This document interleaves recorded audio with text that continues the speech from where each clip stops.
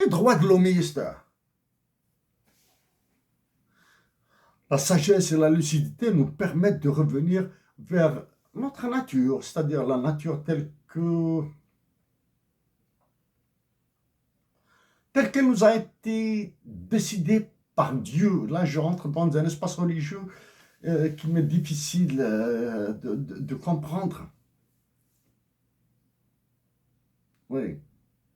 Revenir vers de la mesure. Donc, les droits de l'homiste. Droits de l'homiste, juste dans ton sens, hein, je suis un droit de l'homiste de première. Okay? C'est à l'Université de Montréal, où tu as eu tes diplômes, où j'ai eu mes diplômes, que j'ai abordé les droits de l'homme par l'inflation, c'est-à-dire de la mathématique, hein, la mesure de la réalisation des droits de l'homme par l'inflation, ou plus simplement dit par l'indice des prix à la consommation. Les droits de l'homme sont les droits économiques, sociaux et culturels, etc. Les droits civils et politiques, c'est un autre système de mesures que tu peux trouver dans mon livre, le livre de la Jarre pour la patrie. Il est décrit en détail. Hein.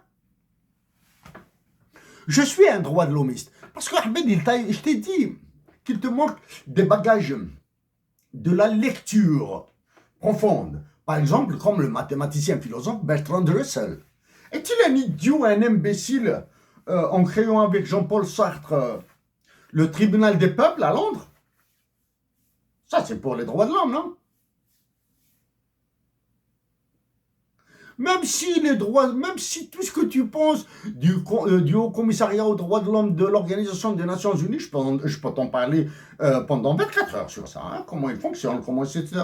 Et je t'invite à écouter ce que j'ai dit à propos de l'examen périodique universel, en t'ajoutant que j'ai travaillé sur les droits de l'homme pour un professeur, les droits de l'homme en Chine pour un professeur à l'Université de Montréal, pour le compte d'un professeur à l'Université de Montréal.